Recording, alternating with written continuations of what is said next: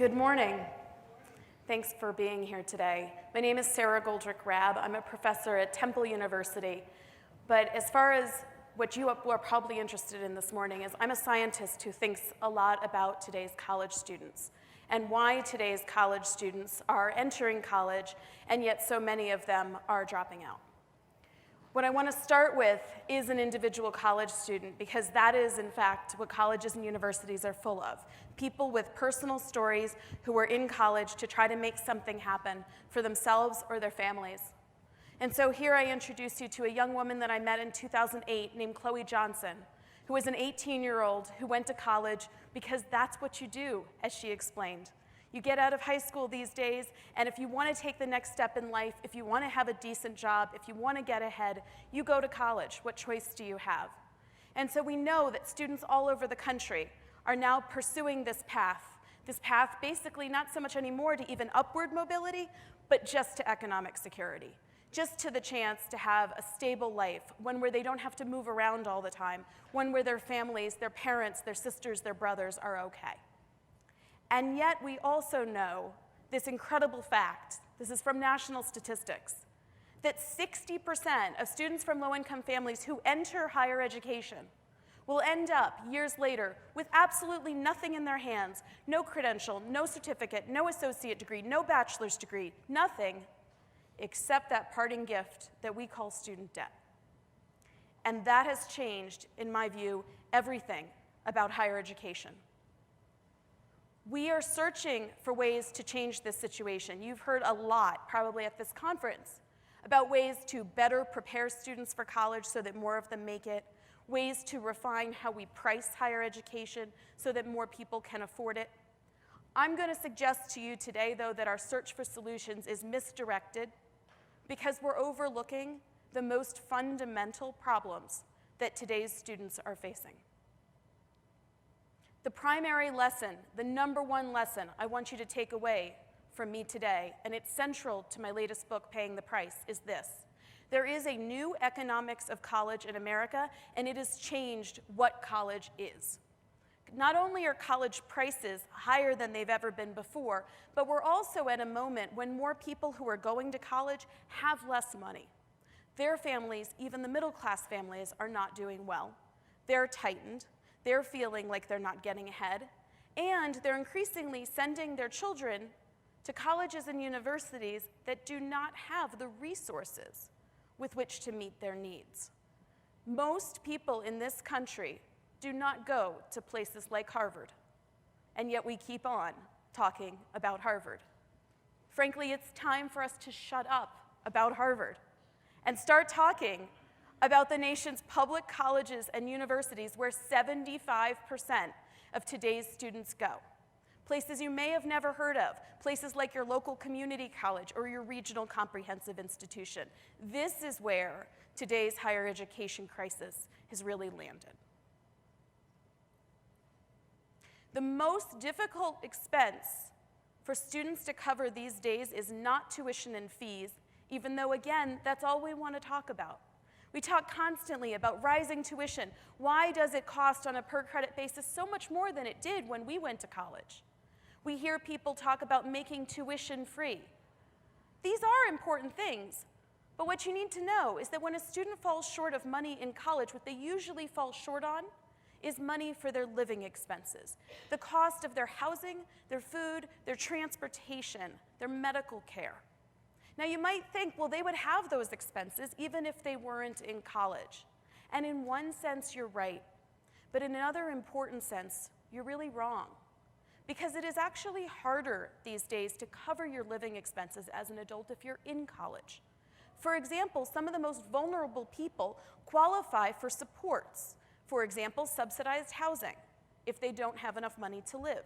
But if they're in college, they find themselves deprioritized on lists for public housing because they're seen as advantaged since they're in college.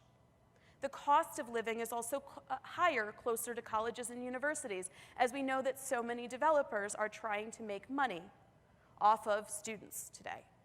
So for many reasons, those living costs are especially high, and they are contributing to what I argue is the real crisis facing higher education today. It is frankly not a crisis that I see a ready technological solution for. I wish there was one. Basic needs insecurity. The insecurity of the things that people actually need in order to function so they can do things like you're doing right now.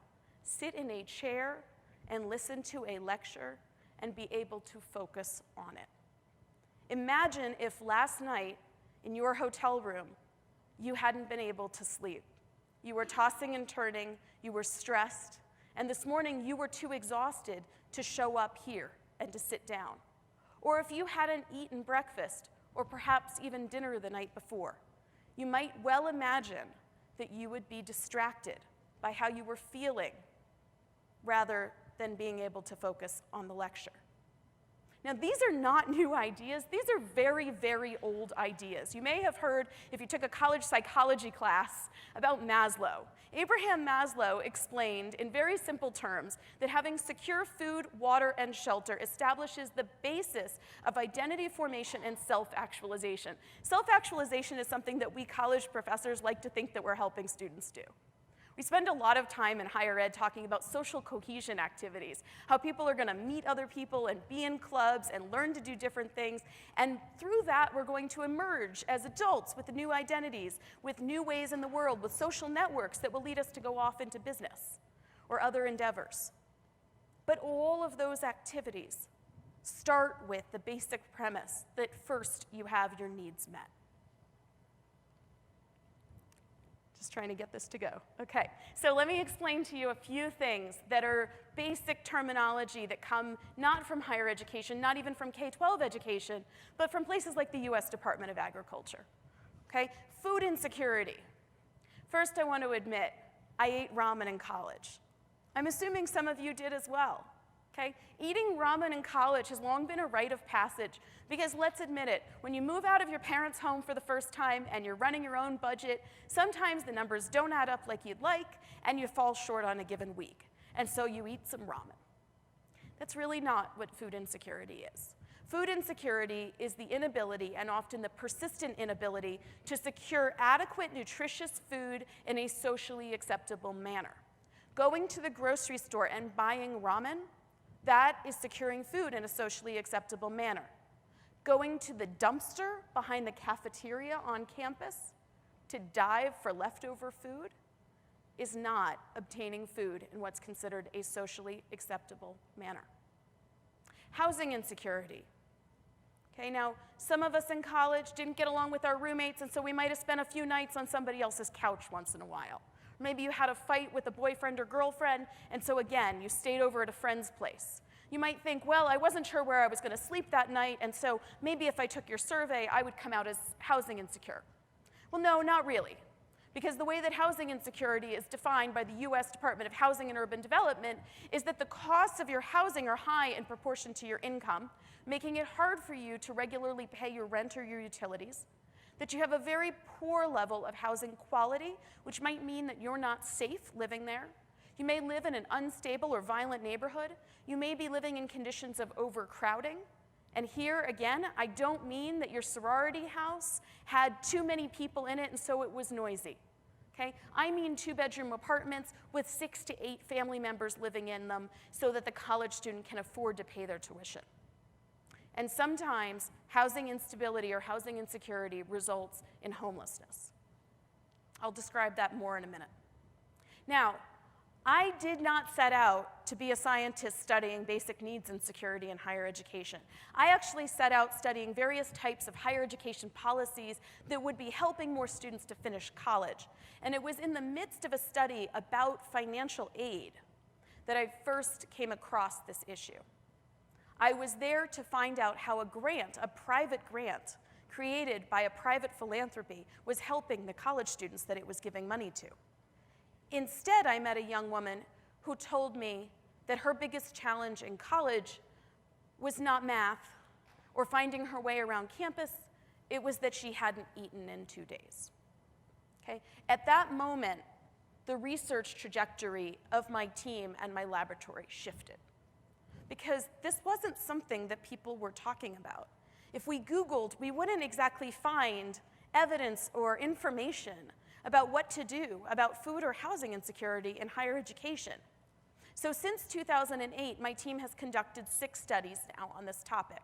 And other teams around the country have begun to do this work as well. So if you're from California, you might be aware of the California State University study or the University of California study, because leaders in those states, in that state in particular, are taking this issue very seriously and digging into it. But 2 of our most recent studies, one that took place in the fall of 2015 and one that took place in the fall of 2016, crossed state lines. These were the first studies to do that, and they focused on the nation's community colleges. Now, we did that because those are institutions that do not get to cherry pick their students. These are institutions that have to enroll the people who come to them from their local community, who keep their doors open intentionally, but whom we also know have been subjected to major cuts in their resources.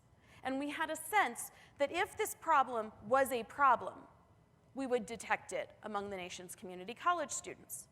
Now, I got to tell you, the first time we went out to ask colleges around the country, can we survey your students on this issue? They were not exactly excited. Okay? They actually, I think, were kind of scared. Because what, as a college president, do you do if, as a researcher, I come in and measure homelessness among your students and find out that large fractions of them are struggling with homelessness? You're going to ask yourself, what am I supposed to do about that problem? I already don't have enough money to teach remedial math effectively. I don't have enough money to staff every class. Is it my job as a college to become a social service agency to serve my homeless students? I think these are reasonable questions. And so I understood their hesitation. But 10 of them joined us in the first year, and the results of that study I discussed in an op-ed in the New York Times in November of 2015 in a piece called Hungry and Homeless in College. And all of a sudden, people seem willing to talk.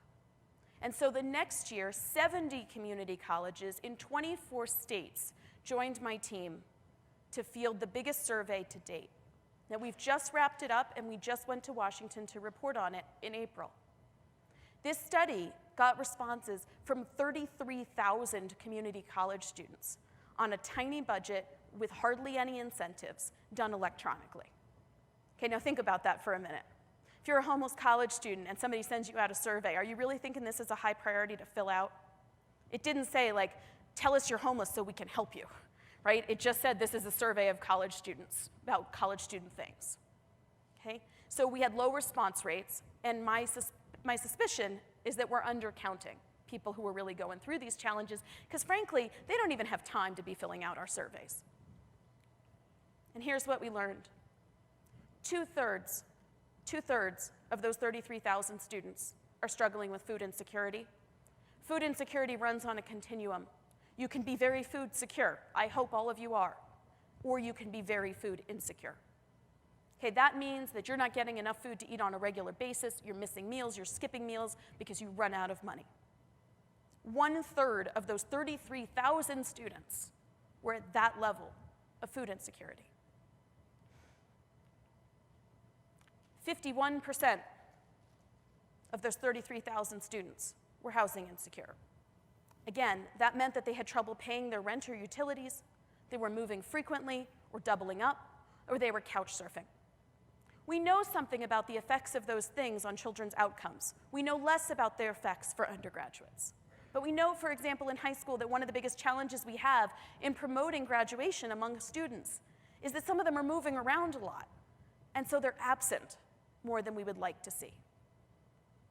But I think most stunning was this figure. 14% of the students who responded to our survey were homeless. Now, I'm separating that from the things I just described. This isn't about not paying your rent. These were people who'd been evicted, either formally or informally, who were sleeping in shelters, in abandoned buildings, in cars, or on the street. They didn't often know where they would sleep at night at all. That number, in case you're thinking, whoa, she's got something wrong in her survey, that number was spot on with our prior survey of the 10 different community colleges in a study of about 4,000 students the prior year. And it was very consistent with another study that had been conducted at both 2-year and 4-year schools the prior year by another research team. So these numbers are coming together, and they suggest that we've been missing something in higher education. We've been focused on talking about students' motivation, about engaging them, about giving them apps so that they can find their way to different classes or teachers or resources. But they don't necessarily even have a roof over their heads. Okay. One of the reasons that we wanted to conduct this study across states and across different places and types of community colleges was because we wanted to see if it was located in specific types of places, right? Is this perhaps just a Los Angeles problem? Or would we see it here in Salt Lake, right? Does this only happen in big urban areas that are very expensive? Or does it happen in southern communities that are less expensive? Well, as you can see from these results, basic needs insecurity seems to exist at community colleges all over the country. We see some variation in the rates, but it isn't very much variation.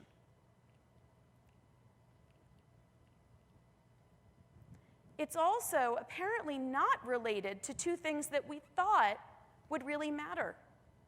We thought it would be the case that these challenges would be more prominent at colleges that were in counties that were very expensive places to live, or that they would be more common at places that enrolled more Pell Grant recipients, a proxy for whether students are low income. But that's not the case. Instead, the main thing that seems to determine whether a college has a higher or lower rate of basic needs insecurity among their students is the unemployment rate in their county. Now, this makes a lot of sense. As we dug into the data, we began to see that really what was going on, what was really drawing a line between students who were struggling and students who were really down and out and homeless, was their ability to not only find work, and this is a serious problem. Okay, if you assume that you're looking at a college student who isn't working and it's because they don't want to, the evidence in my book, which comes from a totally different set of studies, shows you that, in fact, you're often incorrect. They are searching for work and unable to find it. And that is happening to some of these homeless students. But what's really happening is that they're just not earning very much. So they were far less likely than other students to be earning at least $15 an hour, which, as you may know, has been argued to be what's considered a living wage. And that seems to be why they're falling short. But one of the things that we were so amazed to discover was that even despite all of these challenges, the homeless students were reporting spending as much time in class as other students. In other words, one of the reasons that we need to attend to this problem is that it seems that what we have here is a signal of highly motivated, very committed, but deeply under-resourced students who want very badly to be in college, and despite the fact that they may not even have a place to sleep at night, nonetheless are showing up in school to try to get ahead, like all of the rest of us have done. Now, we found in that survey, and we have found in all of our studies, that one of the biggest challenges today is that when life gets tough, when you fall short of money, it is so hard right now to find any sort of help. So you might be thinking, well, how could students be food insecure in college? There must be meal plans, and if there aren't meal plans for them, then there are food stamps. Well, for some, you're right. Almost a third of them, 29% of them, that were food insecure were in fact receiving food stamps. But as you can see, the vast majority were not. And there are many reasons for that are built into the rules around food stamps. If you don't have a child and you need to get food stamps, then you have to work 20 hours a week. But the kicker is college doesn't count as work. So we're asking college students to not only stay in school, but also work 20 hours a week on top of that while coping with the conditions that led them to need food stamps in the first place. Doesn't make a lot of sense. We also saw that very few housing insecure students were getting any form of housing assistance because they, like so many other Americans, are not able to find a place, usually, in subsidized housing or even a shelter because there are such long waiting lists.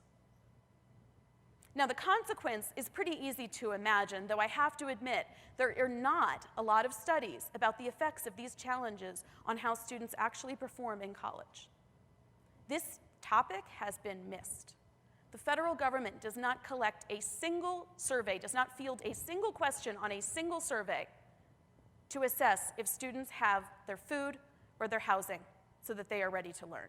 It asks them what clubs they're in, it asks them about their grades in every single level, it asks them how much they like science and math, it asks them what kind of computer they have, but it never asks them if their basic needs are secured. So we go to the students. We ask them, like we should. We go to the real people, and they tell us the following. They tell us how hard it is to focus on learning when you're hungry. They tell us, frankly, that under these conditions, when they're doing the only thing America does put in front of them to help them get ahead, go to college, and then they're confronted with these challenges, they feel hopeless. Okay, so as a scientist, and as an American, and as a mom, I say we have to do better than this. And so we are searching for solutions. The starting point is right here. Yes, I'm going to quote the Wu-Tang Clan, because the students do all the time. Cash rules everything around me, they say. So we need to get real about that. We are at a moment when it is popular to say, yeah, college is expensive, but honestly, it's not the real problem. And we move past it to whatever it is that we're working on. We have to stop. We have to stop and acknowledge that while you might not work on the money problem is the problem. And we have got to start addressing it. And at the very least, to honor these students' challenges by taking it extremely seriously. If you're working at a college, we have to ask ourselves, why do we assess them in so many different ways as they start each term, but we never assess whether their basic needs are met? What would happen if we at least asked at the start of each term about their conditions for housing, about what meal plans they were on, about whether they had enough to eat on a regular basis? Even if we couldn't solve it for them as colleges, we could at least flag them as students who are more likely to miss class, who might be more likely to need additional assistance, and perhaps we could offer them a peer to sit down with them and just listen. Because the stress and the strain that they are feeling, I can tell you, makes them feel profoundly alone. And I can also tell you from my own studies that putting a student with them, just to say, how's it going, can help to provide some relief. These surprises that they incur are things that derail them. There's a new recent study, a new book out called The Financial Diaries that I recommend to you. It's talking about all sorts of regular Americans, and what it really points out is the new fact of our lives is how much volatility there is. It's hard enough to just not have enough money. It's worse when what you do have fluctuates constantly. It's the surprises that seem to take people aback. And so we need to put in resources that are there for surprises. It's what we call in financial aid emergency aid. The current aid system is not only deeply underfunded and far too bureaucratic, but it is also bad at delivering money quickly. We can have emergency aid funds that give students, say, $200 to fix their car, or $500 to cover their utility bill because it went high because the winter was so cold, so that they can keep their place to live. And we can open food pantries, not because we think this is a solution to food insecurity, it is not, but because it is the very least we can do in terms of providing a Band-Aid for those who fall real short. We need to begin to work on strategic partnerships between colleges and their communities. There are lots of folks out there who've been working on these issues of hunger and homelessness for years who colleges have never interacted with. So food banks can partner with colleges, housing authorities can partner with colleges, faith-based organizations that run soup kitchens can partner with colleges. But those bridges have to be created, and they are sorely missing. To those students who feel like there's nothing in front of them, but also to those of us who work so hard to help students complete college, my team says hope is a strategy. Some of you may have heard from some smart guy at Harvard that no, hope is not a strategy. I strongly disagree. If you don't have hope that we can do something with a problem like this, then you will not act. You have to believe that we can do better. And I see it all the time. Since I began this work, I have met extraordinary people. People who, for example, buy entire homes and provide rent-free housing to low-income, high-achieving college students throughout Florida. People who were working with places like Airbnb to try to figure out if host homes could be provided by empty nesters so that college students will have a bed to sleep in at night.